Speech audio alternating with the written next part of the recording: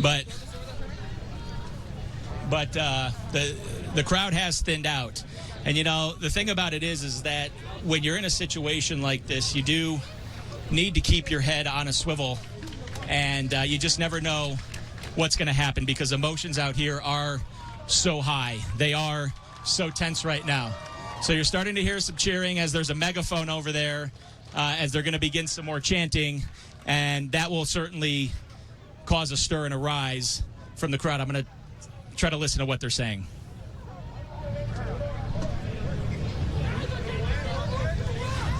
Okay, so there's not much.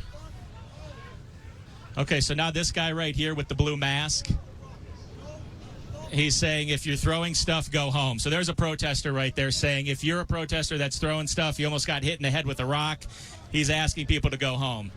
He's saying a little bit differently than I am, but you can get the gist. Yep, I think we do. You know, again, tensions are high out here, Brian. I mean, emotions are high. There's just no other way to say it, and that's something that we've seen in this city and cities all across the country. But there are a number of protesters who are out here who are just trying to make a stand. You know, they're not out here throwing things. There are those out here that are doing that, but this is what we are at right now at about 10 minutes to 9. Okay, we got something going on right here. Police holding their line quickly.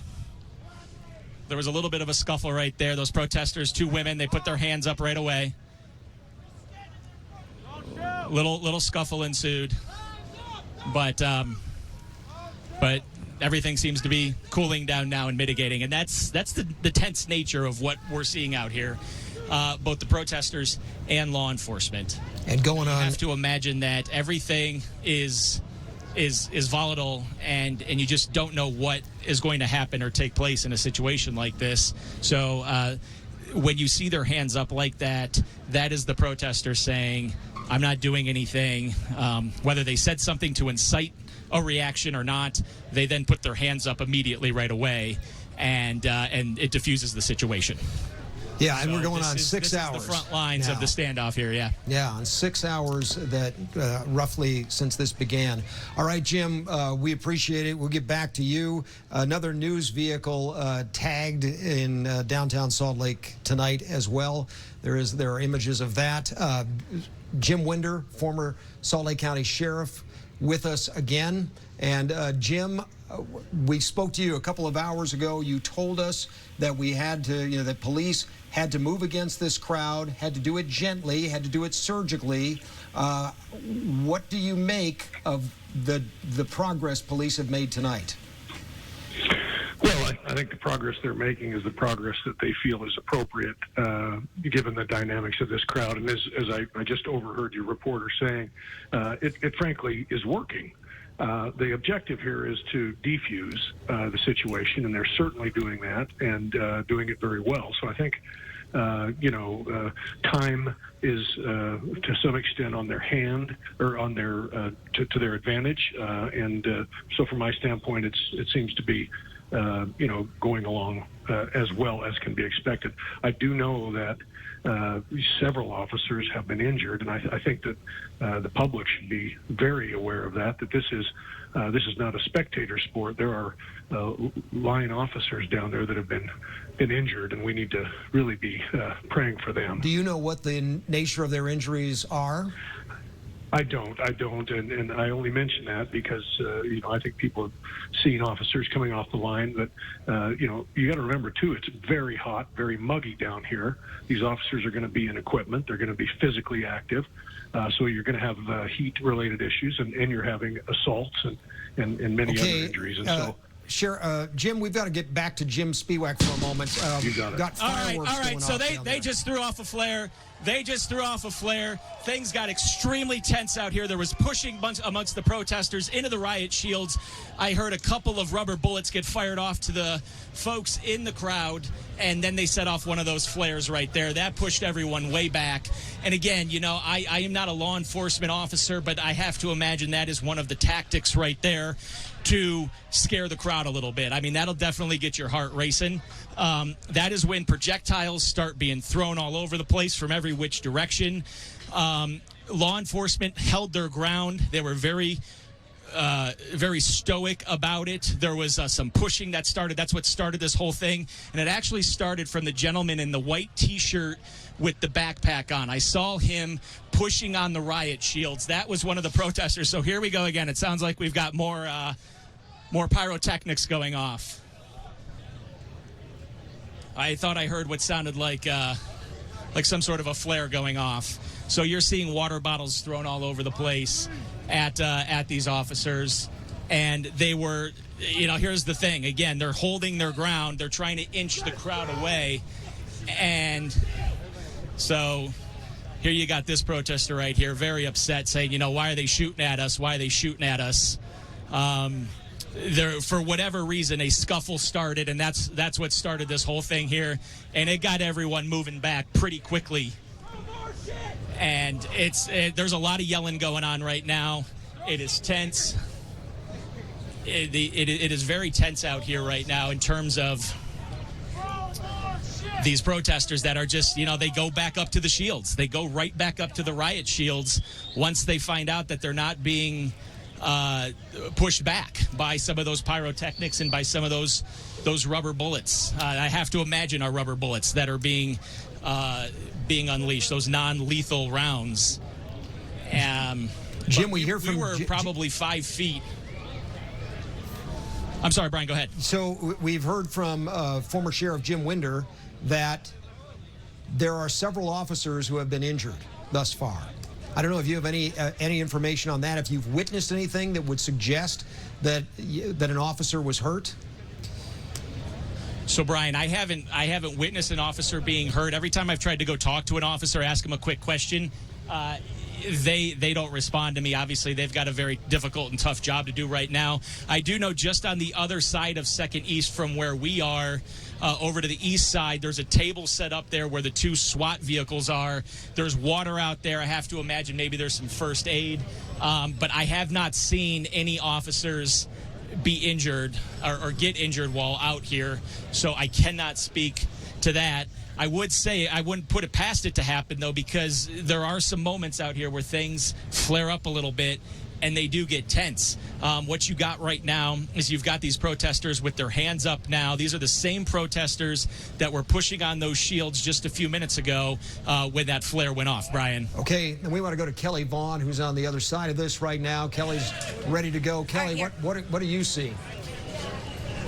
I just wanted to say I heard Jim talking about the flares, and I think actually that those were fireworks. They came from our side. They came from the demonstrators. I'm pretty sure we're talking about the same explosions we saw, and I just wanted to say that I believe they were chucked over the police line by our demonstrators on this side of the intersection. 2 times it happened. One was bigger, the first, and then there was the smaller one.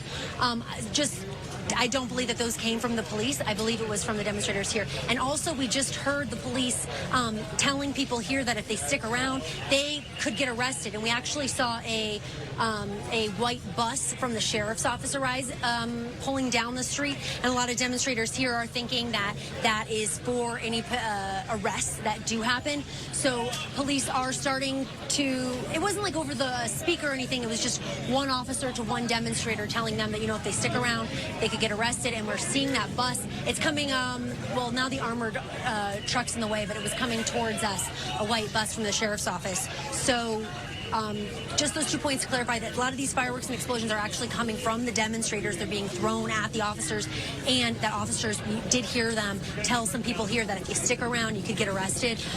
So that is an escalation. We hadn't heard anything like that. And this is just one officer to one demonstrator. There still hasn't been any announcements, but and we do see that bus coming. So people here are seeing that coming, and there's still a decent crowd here, kind of keeping their distance this time from police, because we are anticipating them to keep, since that first time live on camera, you saw them kind of push the police line. That's happened again. So we're anticipating that to happen probably again in the near future. Back to you. Okay, Kelly, on one side of the demonstration, Jim Spiewak on the other side of the demonstration, and we are awaiting a news conference in about 4 minutes from Mayor Mendenhall and also Police Chief Brown. They spoke earlier this evening via Zoom and announced that there would be a curfew, that police would clear the streets tonight, that the curfew would remain in effect in the city from now until Monday morning at 6 o'clock, and that people were expected, almost in all cases, to be off the streets during that time. And so the curfew is in effect. It's been in effect for about an hour.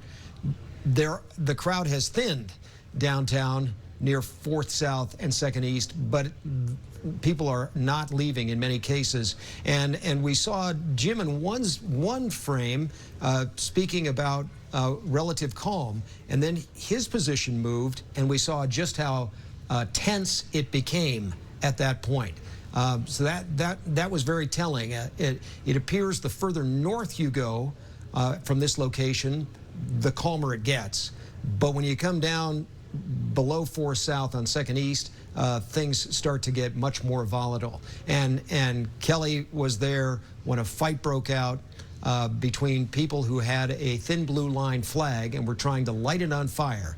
Someone apparently did not like that, went in, and there was a tussle among some of the people. Maybe 3 or 4 people got into it, and then police moved against that group, pushing with their shields and moving in. Brian, I just had one thing to add about that. Go ahead.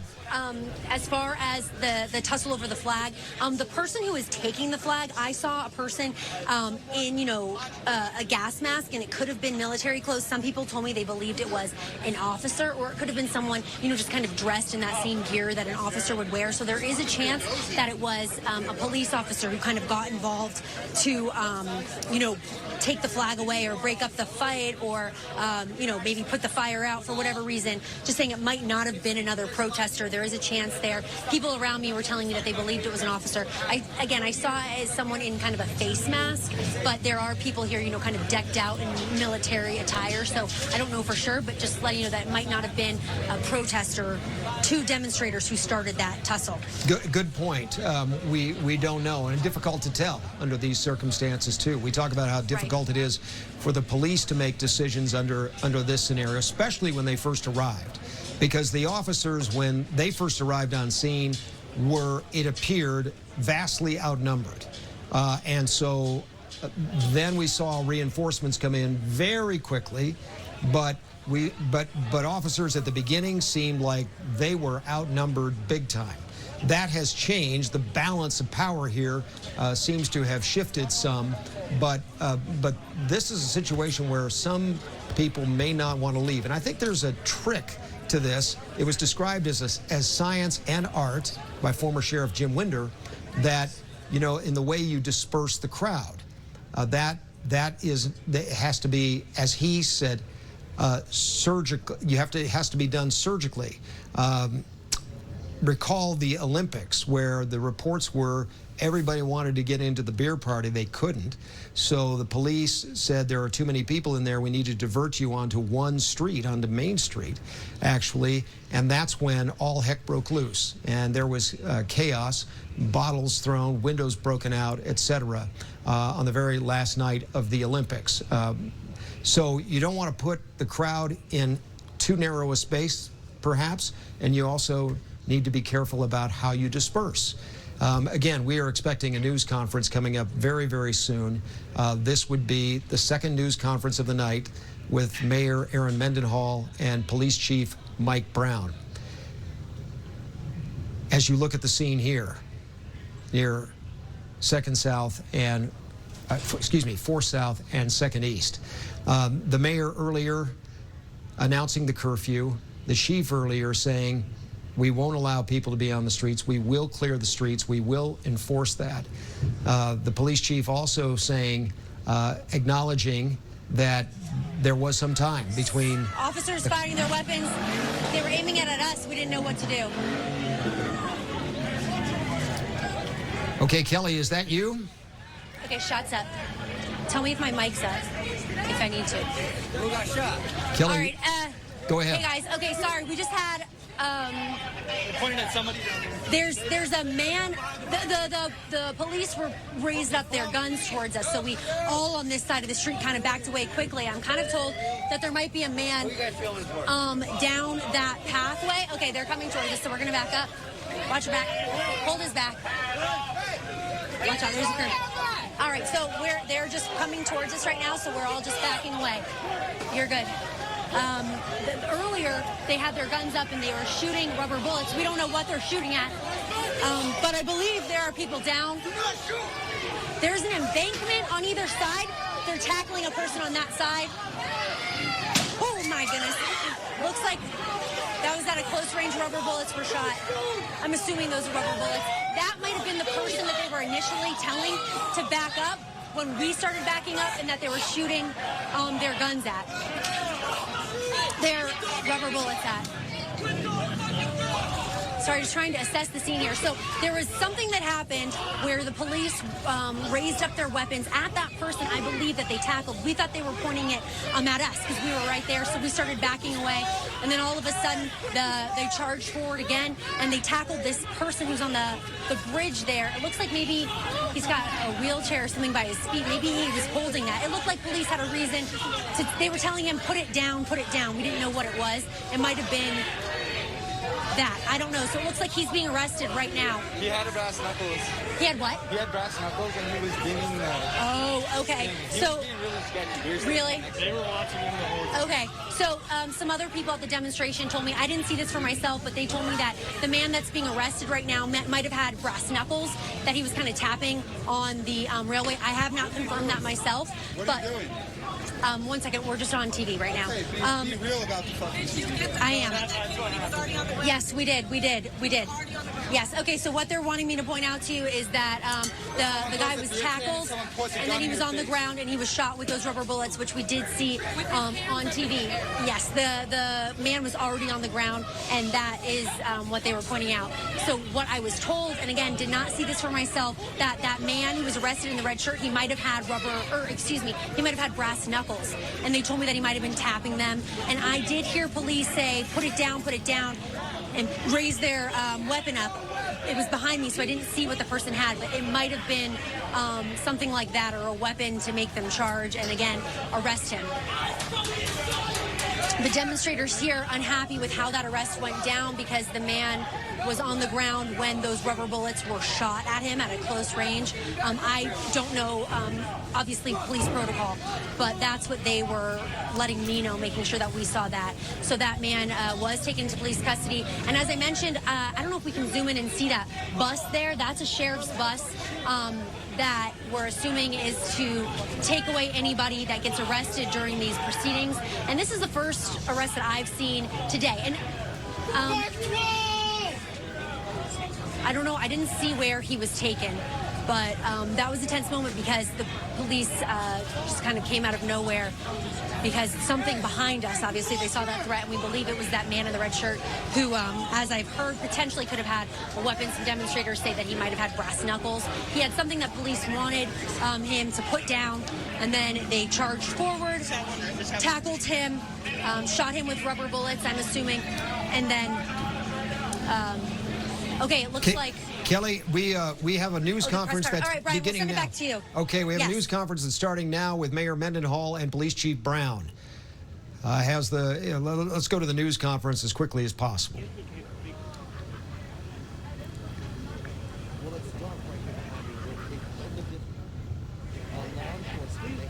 Okay, the chief is speaking now, and this again is his second news conference of the night. The chief saying that people who break the law are going to be fully prosecuted.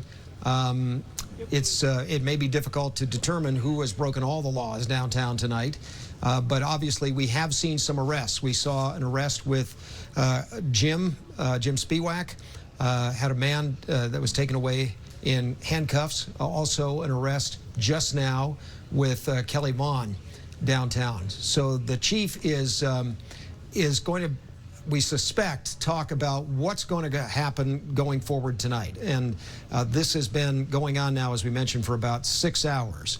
The chief said that didn't want to inflame the situation, hoped that the protest would not become violent. One reason why police did not respond immediately after a police car downtown was overturned and then set afire. And that was something that really precipitated, I think, the rest of the day, rest of the afternoon into tonight, into right now, is that one incident seemed to be something that was a catalyst for the rest of it. Okay, do we have the sound now from the police chief and the mayor? Yes, there they are. We want to dialogue with you, and we are committed to having a police department that's equated with safety for every resident and not violence. But violence and destruction are not productive. Please go home before more innocent people and businesses are harmed. We will take a couple of questions if there are any from the media. The first question we have is from Rosie Wynn. Rosie, you have to unmute yourself. Hi, can you hear me now? Yes. Mayor Mendenhall, Chief Brown, thank you for your time. I wanted to ask you guys, we sort of expected that something of this scope was going to happen today with everything that's going around the country. But with the way things have developed today, where are you guys gauging on the situation right now? We've seen multiple officers who've had to step back with injuries. Some of our field crews have been injured. What's your guys' gauge on the situation right now? Do we expect this to go into the night? Chief Brown, do you want to take that? Yeah, thank you. We do expect it to go for some time, but we've taken, I think, the necessary steps to enact a curfew, to ask and plead, and we want people to voluntarily comply. We don't want to have to arrest people, but we are prepared to do so. And this curfew will be in effect until Monday morning at 6 a.m. And so we have the resources and to do exactly what we need to do to keep the city safe and free from vandalism and violence. On that note, what is the path forward after Monday? We understand that at 6 a.m., that's when the curfew is going to end. I would love to say that we can end that curfew even before that, but we have that proclamation in place through Monday at 6 a.m., as you stated, and we will continue to analyze the situation. I could see the cleanup efforts and the community recovery efforts being community-led. Definitely the city will be out there working with the property owners and repairing the infrastructure that's been damaged. But as a community, Salt Lake City comes together. We are innovative, we are strong, and we will come back from this together as well. We're also dealing with COVID right now. Are you worried about masks, social distancing, the safety of your officers? Yes, we're worried about all those things right now. But right now, we're more concerned with the violence and the things that are being thrown at officers. I want you to know that one of our officers was attacked with a baseball bat. Somebody ran up behind him and struck him to the back of the head. Had it not been for his helmet, he could have been seriously injured and maybe killed. Right now, he's in Bravo condition at the hospital. But to capitalize on what Mayor Mendenhall said, this city, this police department has always been open to dialogue. And that's where we need to go. We need to go back to the table.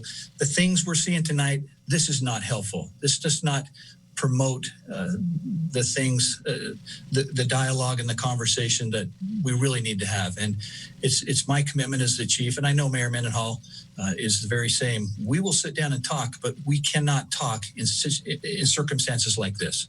So we want this to end, and we will be more than willing to meet and talk about anything that we can do to prevent this in the future. Now, if we don't clear, I'm sorry, go ahead. The statement that we issued earlier this morning before the protests began about where we're at as a city, where our policies are at as a police department, and where we want to go with the community remains the same. The violence, the destruction that's happened this afternoon has zero effect on where we're going as a city and as a community. We're ready to get to work. Let's start getting our city put back together. Let's stop with the destruction, and let's get to the real work of racial justice. If we don't clear the streets tonight, what is going to happen? We will continue with our efforts throughout this curfew period. And we feel that we have a plan, and we feel like we have the resources to do what we need to do. Of course, we would hope that we don't have to use any force. We hope that we don't have to make any arrests. We would like those that are out there tonight to hear our words and ask them to please voluntarily go home, and let's sit down in a different time, in a different situation, and talk about the things that are concerning all of us across the country. Chief Pat Reevey, Deseret News. Do you have any updates on number of injuries and number of arrests? Pat, last time I checked, we had 6 arrests.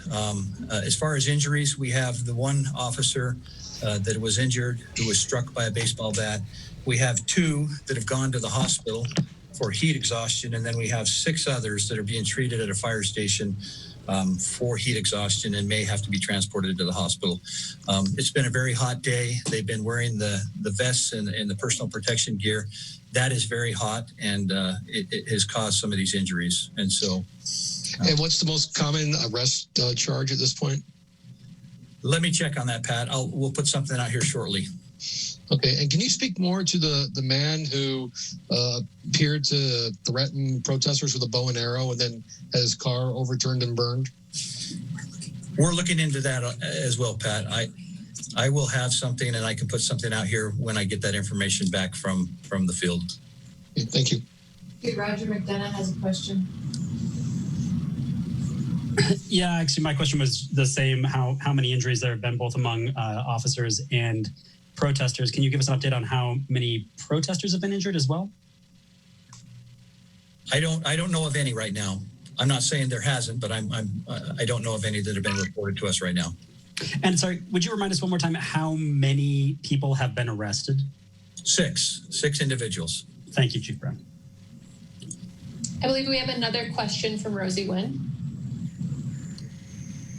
All right, sorry, I'm getting used to unmuting my mic. This question is for Chief Brown. Okay. Chief, it feels like this week is a very heavy week for law enforcement. We had Orem Police who lost an officer this week, and now we're having this protest, this very violent protest in Salt Lake City. How are you feeling? This has been a difficult week for everyone. I mean, it's been a difficult week across the country. It's been a difficult week for law enforcement, and especially, I have to go back and say to the family of Mr. Floyd, our condolences go out to him, but also all law enforcement across the country. We look at this as a very disturbing situation because those 4 officers have put us in this situation. They have undone the great work that so many law enforcement officers and agencies have tried to instill and build trust and relationships over the past 4 years. And then to culminate with the death of the Ogden officer, that's tragic. And then again tonight, we're dealing with these protests. So it's been a rough week, a very difficult week for everyone.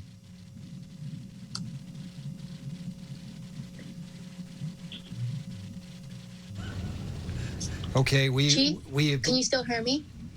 What can we have the news conference continuing? We just saw people running on the screen, including Kelly Vaughn, away from whatever had occurred just a short distance away. Police line is back there, so perhaps police were making an incursion. We can get back to the news conference now. To stay on the streets and with this effort throughout the curfew period. We'll reassess tomorrow morning what we need and what we need to do, but we're prepared and we have the staffing to do exactly what we've asked people to do and what we need to do. Do you know if we'll see National Guard on the streets tomorrow? You'll probably see them tonight. We're waiting for them to show up, and we will deploy them as soon as we get them briefed and up to speed. Thank you, everyone, so much for your time. We'll continue to keep you updated. If you need anything additional, please reach out to us, but we appreciate you taking the time tonight. Thank you so much. Okay, the news conference with the mayor, and the police chief. Now to Jim Spiewak. All right, so Brian, what you're seeing is you're seeing the police execute their tactical moves here, where they are making short, quick bursts, and this is what ensues right here. You get a bunch of chaos and commotion that ensues. There's actually a woman who was down on the ground right there.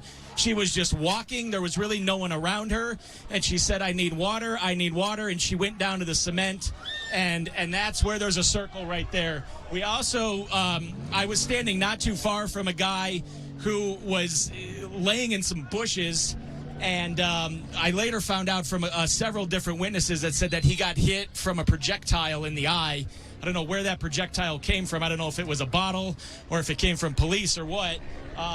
But that's what you're seeing out here now, is you're starting to see things get a little bit more intense as police are continuing to execute their move. And so that's what they do. They move maybe 10, 20 feet, and then they stop. And so here it is again. Now they're moving.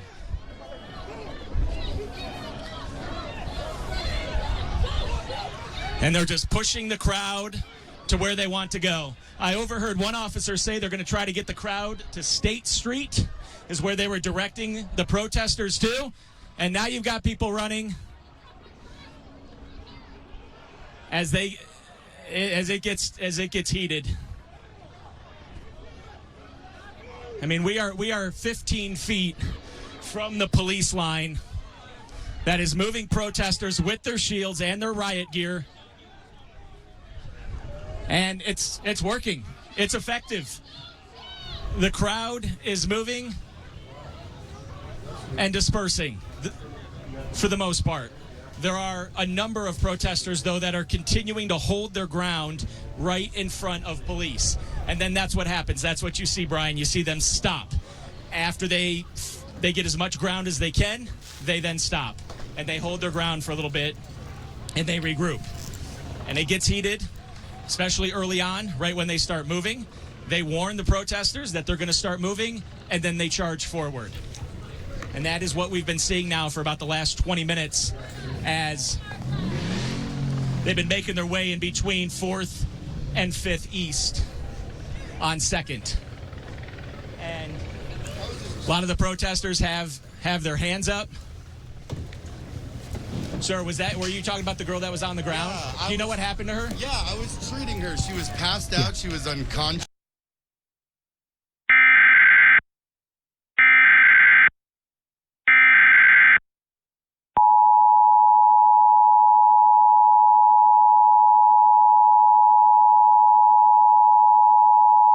Salt Lake City mayor issued a curfew in effect from Saturday, May 30th, 8 p.m. until Monday, June 1st, 6 a.m. Salt Lake City mayor issued a curfew in effect from Saturday, May 30th, 8 p.m. until Monday, June 1st, 6 a.m. within Salt Lake City limits. People may not be on a public street or in any public place, including for the purpose of travel.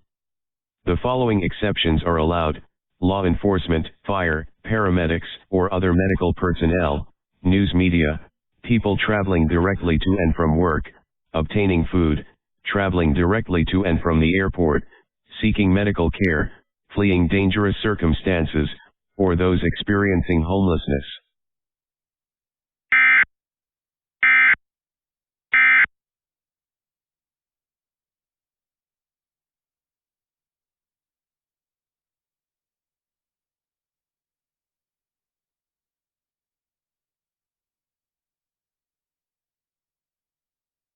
The goal here is to thin the crowd as you go, and it looks like it may be working tonight. That's the good news. We have an emergency alert that went out just a moment ago. Maybe you received it on your phone. This is in regard to the curfew that is in place in Salt Lake City right now. It goes until 6 a.m. on Monday morning, and that alert just went out to phones near and far. The 8 p.m. curfew in effect. Kelly is on the ground there with more. Kelly, you also have been running back away from the police line. That's right. They've been moving it slowly but steadily. They've been telling people, they've been telling people, go home. This is an unlawful gathering now. They were asking people to stop throwing rocks. They've been moving forward, occasionally shooting their rubber bullets. I've actually talked to a handful of people here. There's a good number of people who have been hit, and those welts are pretty big. And also, it looks like there might be some police up here on the roof. I'm assuming those are police officers on top of the museum. I'm not sure. I can't tell from here, but that would make sense. Oh, did you want to show us? If you got a second, if you want, these rubber bullets, these guys were showing me that they'd been hit with the rubber bullets. So that's kind of what happens when these shots are fired. We stopped having a peaceful protest. These shots were fired into my chest while I was linking arms with other protesters, peacefully standing. Not a punch was thrown. They have created the circumstances of unrest and then punished us for it. All right, thank you, This is bullshit. Thanks, ma'am. All right, so what the police are saying, this is unlawful protest. They're saying it's unlawful because there's a curfew in place. So that's kind of their message. We hadn't heard much from them earlier, like verbally, but now they've been saying, go home. This is now an unlawful demonstration. And people here, we keep... This is an unlawful assembly. Please leave the area. This is no longer a peaceful protest. Leave the area. So that's kind of the message that they've been saying, and then just pushing this line forward. People are kind of keeping their distance, not all up in their face as they were before, because as they come forward, they have been shooting some of those rubber bullets. I've heard a few demonstrators coming around trying to move this to another location, shouting out addresses as to where we should go, but there hasn't really been a big shift to another location that I've seen. Well, we have been waiting for some time for the bullhorn to come out and for police to make that announcement. That was loud and clear. We could hear it all the way back here, Kelly. No mistaking the message. That's right.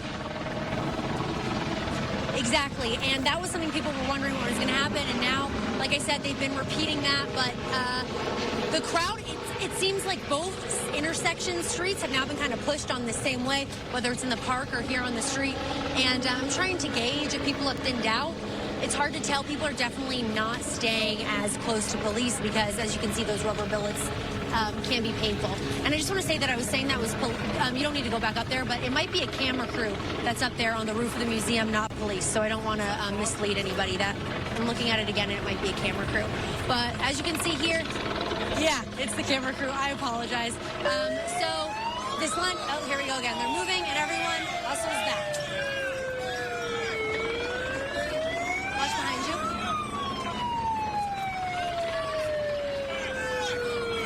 I heard you guys saying that their plan is to get everyone into State Street. Just watch your back. There's a moped. I'm curious as to what will happen. There you can see that rubber bullet being fired. All right, here, let's move to the sidewalk. But yeah, or you're good, you're good. So this is just kind of what just happened. That's what's been repeating. It seems like people are kind of keeping their distance from the line as it continues. Less people are getting shot at with those rubber bullets. But yeah, people are still here. They got their hands up in front of the police. We're going on now over an hour and a half after curfew. And people now are actually just kind of walking back on their own. That was kind of the initial message I was hearing. Before police started really pushing, some people were trying to come up with a new location to just move the protest to. So that might still be in the works with some of these demonstrators, but that's unclear at this point. So again, the art of this, moving people into places where there isn't more damage, where they don't regroup. That I think is a tough one. Yes, the police it's definitely chief dispersed. Yeah. Police chief saying tonight that one officer was injured by someone with a baseball bat. That person came up and hit the officer on the head, and had he not had his helmet on, that could have been a very serious injury. In addition, we have a number of police officers who have suffered from heat exhaustion. You can only imagine how much gear they have on tonight, and in the course of doing their work, there were some that suffered heat exhaustion, some treated, and then a couple of them also taken to a hospital for heat exhaustion. So serious situations there for some officers. Jim Spiewak back with us now, and more from his vantage point. Jim. Okay, so Brian, we're just, 30, 40 yards or so from 5th South. Again, we started on 4th South here on 2nd East. They have been making their push and making their move. So I'm about halfway in between 5th South and the front of the police line, as we'll go ahead and we'll kind of give you another vantage point of what we're seeing. As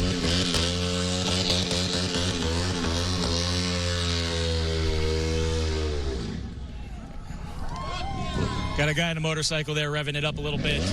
But the protesters now have moved away from the police line. I mean, this is the first time I've really seen them, maybe 20 or so feet away from the actual police line, minus maybe one or two protesters that are still up there. So let's go ahead and kind of give a shot of, you've got one protester up there with his hand up holding a sign. I mean, it's one protester against the police line. Hey, Nick, if we can go ahead and show this one protester right here, against the police line. That is the scene out here right now, as people are quiet, and I think people are just sort of anticipating what the next move is going to be and who's going to make it. So I'm hearing some protesters say strength in numbers, regroup. So they're saying fall back, regroup, strength in numbers. That's coming from a protester right there. As you've got the one single protester at the front of the line there. And police have been in this spot now for a few minutes, so they could be making their next move here at any moment. Again, Brian, we were talking about how we've seen this tactic before. It has been effective here tonight in terms of moving them away from where they want to move the crowd from. And you've got this one specific protester out here. Now, if you're just joining us, I also want to set the scene and share with you that maybe 50 yards back, things got really, really tense there for a little while. There was, every time police would move forward, protesters were right up against the shields. And I don't know if you want to call it a scuffle, but police would use their numbers to move the protesters. And I will say this now at this point, there are more police officers out here than protesters, at least in the immediate area of where we are standing. We're probably 70, 80 yards from 5th South right now is where we're standing. And so it's kind of dispersed out. Protesters are dispersing out a little bit more. But I did just hear someone say, regroup, strength in numbers. So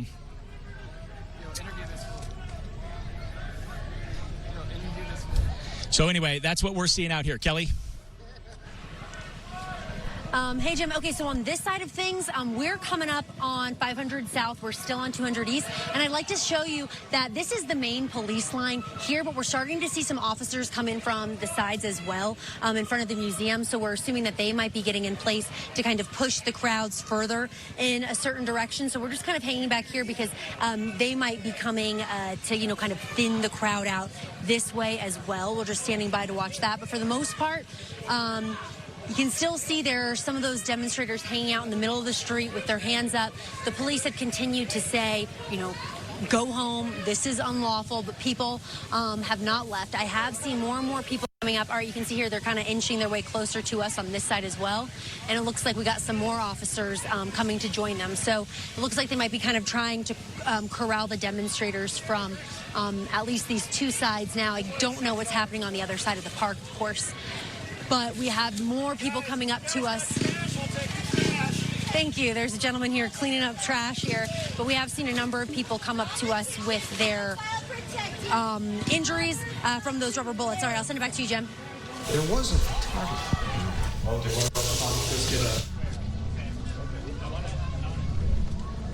Okay, so I'm here with a gentleman. Obviously, you can see right here on his chest, he's got 3 wounds right there. Tell me what happened, sir. So contrary to what's being said over the megaphone, that the protesters have made this a non-peaceful protest, I received these 3 shots while linking arms with other peaceful protesters. I never threw a punch. I never said a negative word and they opened fire on me. So the narrative we're being given of the police just doing their job is wrong. Sir, let me ask you this. Obviously, you're out here for a reason. You're out here to send a message, I'd have to presume. Is that correct? Yes. The fact that we are past the 8 o'clock curfew, where do you stand on that? The 8 o'clock curfew was made specifically so that they could use force against people who are protesting civilly. The 8 o'clock curfew would not have been put in place if it were not so they had a justification to harass and, in my case, shoot the protesters who are just trying to keep people from being killed in the streets. Now, are you saying you're being peaceful all night? I'm being peaceful all night.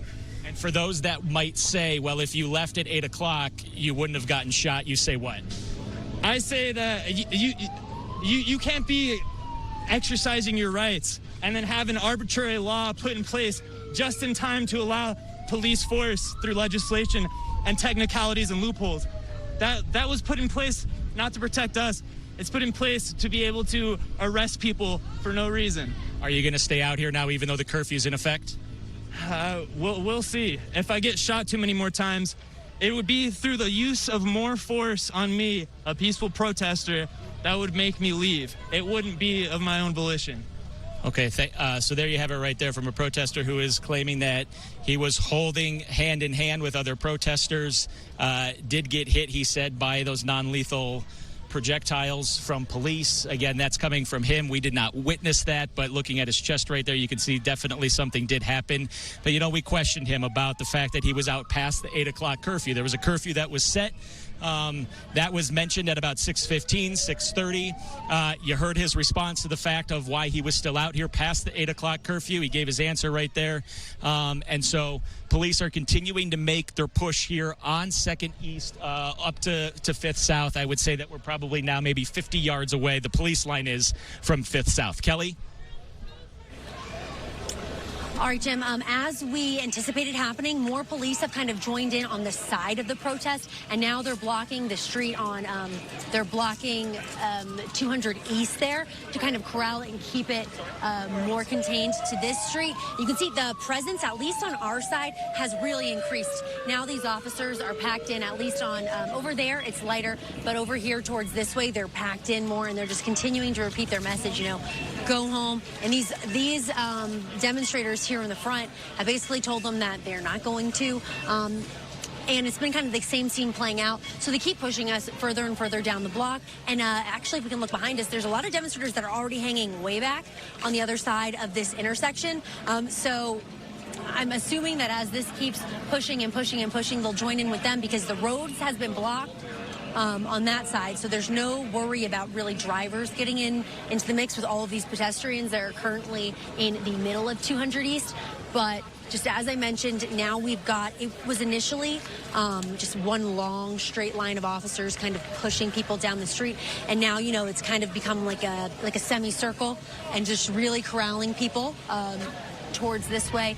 And people have just continued to tell us that they're not going anywhere. And they want their message to be heard, and police also just continuing their message that it's not lawful at this point. No, and it's that they not. need to go home. Sorry, just... Yeah, it's 8 o'clock plus, exactly, 9:34 right now. So the curfew in effect, and that means, according to police, that it is unlawful to be on the street. Okay, they're pushing. Moving again. Oh, it looks like they're pushing us. Yeah, they're way tight over there. It looks like they're pushing us towards the middle. And some demonstrators getting right up in their face as they continue to push us back. But, you know, I have noticed less rubber bullets being fired. It seems like everyone kind of knows the drill at this point, and we're just going to keep doing this over and over. But now, okay, so now we're at the intersection, and this is kind of a really wide space. Most people seem to be kind of pushed over to this side. They're continuing to shove people back. Let's come over this way a bit.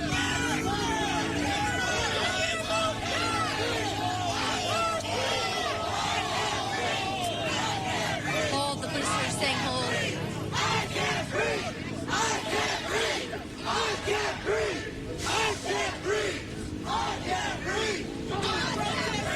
So this stretch of officers goes all the way across, all the way into the park. I don't know if you can see over there. There's a really long line, and I'm assuming that's probably more to the side where Jim's been reporting from. But right now, it looks like people aren't, tired. Some people have been out here all day long, and they're planning on sticking it out.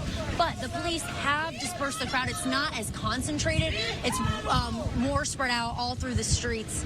So if that was their goal, which I'm assuming that was part of it, that's been accomplished here. But see, now they're moving again.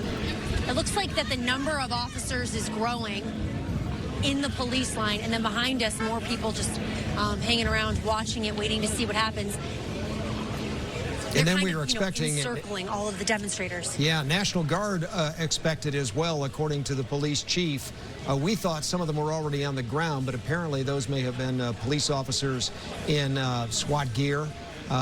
National Guard coming tonight. Chief says he'll be briefed, they'll be briefed, and then they'll hit the streets too. Jenna Rowe with another perspective for us. Jenna. Yeah, guys, we are here in the corner of State Street and Broadway, 3rd South, and we have been pushed all the way back here. You can see this line of officers. They have pushed us around the corner. We started over on 2nd East, I believe, and they've turned us around the corner and pushed this crowd out. Now, for the most part, the crowd in the area has dispersed, but getting this far and pushing the crowd this far back has definitely had some high tensions. We watched some of the protesters kind of get up in officers' faces, and then officers get fired up as well. We actually saw officers holding each other back, kind of stopping each other from the tension, so to speak.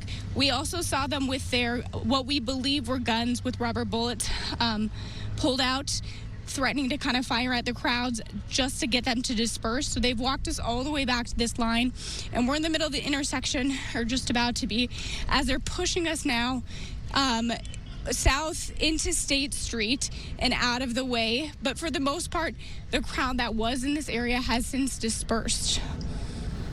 Well, that is another perspective. That's on State Street and 300 South, if I'm not mistaken. And there's a big line, and we have a shot from atop the Wells Fargo building.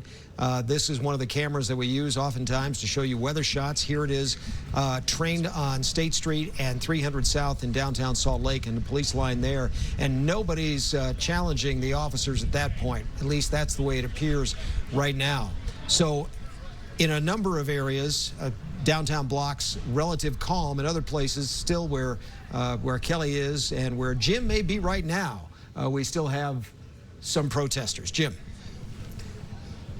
Yeah, Brian, so we are right now on 5th South. I'm standing right in the middle of the street. Over here to my right, that would be State Street. Just want to give you a quick look. You can see police. They're lining the sidewalk here, going pretty much all the way to State Street. I did just go up and try to talk to a couple officers to see if we could try to find out what their intention is and where they would like to try to move the crowd to. And I was told they are not privy to that information. So whether that's true or not, whether they just didn't want to tell us part of their plan, we weren't able to get some of that information. What we do know is that we're still on 5th South, 2nd East, where police are holding their line right now. I will say that in terms of numbers, at least right up next to police do have strength in numbers right now from what I'm seeing in terms of the immediate area right here where I'm looking around. You know, I look down to State Street and I see commerce. I see cars driving around down 5th South past State Street towards the freeway there. So where they go from here remains to be seen. It has calmed down a little bit. You still have some folks that are out here that are holding their ground. They're sticking around. They are on their phones. They're still portraying their message that they have been throughout the course of the evening, the afternoon, and the evening. And again, not just in this city, but in cities all over the country, we've seen this begin to play out. So we do see some officers now that are making their way over here. They are not dressed in some of the tactical gear that those on the front lines are. We have not seen anything too rowdy in the last few minutes. And so we're, I guess, just in hurry up and wait mode at this point. We'll go ahead and bring you over here just a little bit. Show you a little bit more of what's going on. And, you know, I think we're we're just waiting again for someone to make the next move, and that has been the story of the evening since 8 o'clock has hit, is who is going to make the next move, and that's what we're waiting for right now. We could maybe go ahead and try to talk to some other folks that are out here and see if maybe we can get a little bit more perspective as we're now about 90 minutes or so. Excuse me, folks. I was just wondering if we could get a little bit of talk to you real quick about why you're out here tonight. Sure. Yeah, so why are you out here? Because Black Lives Matter. Yeah. How about you, sir? Simply for the valor of the movement, just to be a part of something. It's about time that some change is going to happen. Tell me what your thoughts are about this evening. You know, obviously 8 o'clock, the curfew went into effect. You've been following along, as I presume. What are your thoughts? What has your takeaway been over the last 90 minutes? Man, they're not going to do anything at this point. It's just a line. 8 o'clock was a long time ago. Do something. So. And how about you? Same thing. What's your thoughts been over the last 90 minutes? Yeah, it's just a standing point at this time. Like, nothing's going to happen, like, until everyone's ready to leave, if that makes any sense. Let me get your sense of what you think has been going on across the country. I mean, you've probably been following along since Monday, since this tragedy happened. What has been your sense throughout the last week as we're now getting pushed again? Just what are your thoughts been over the last week? Again, it's about time that something happens, but I really wish that something happened earlier. However, violence is not my motive. It's simply the silence that everybody is here standing face to face with an officer being, look, I'm here to stand my ground, and that's what the most beautiful thing is here to me. It's not the violence, it's the words. What did you expect coming into today, specifically here in Salt Lake City? Seeing all the gear, seeing everybody all huddled up, police officers, I honestly thought some shit was going to go down. They had the fire, the car. I thought some physical things were going to go down between people, but no, thank God, no. I appreciate your thoughts, guys. Appreciate it. Okay, and again, we do want to apologize about the profanity there. This is a very volatile situation. This is very emotional, so we do want to apologize about the profanity that was used there from that protester. A very peaceful protester. He says he didn't want to come out here and incite any sort of violence or anything like that, but he said that it was definitely time to stand the ground. So let's go ahead and take a look at police continue to move, folks. We've crossed now over 5th South and still on 2nd East, and that's where they make their stand and they stop. Where we go from here is anyone's guess right now, but we now are officially on the south side of 5th South, still on 2nd East. You know, you could say a lot of things. A group of Jim, you could say a lot of things about the way that the police have approached this tonight, and I think it'll be reviewed extensively after this and into the weeks ahead. But it's taken it's taken several hours or more for them to go about a block, really, downtown. Yeah, and Brian, you know, let's turn the camera around, Nick, if we could, just to show what is on the other side of the police line. As you can see, it's pretty sparse. It's pretty thinned out.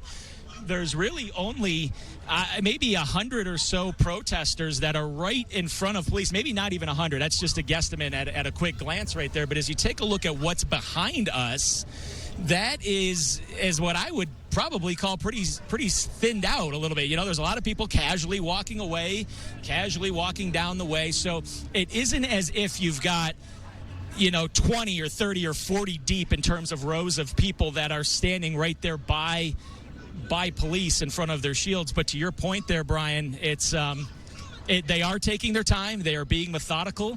This has to be part of their plan. Obviously every inch, every step counts because you do have a lot of people out here. Emotions are high, and the situation has been tense. Ever since that 8 o'clock curfew went into place, it's been really, really tense out here.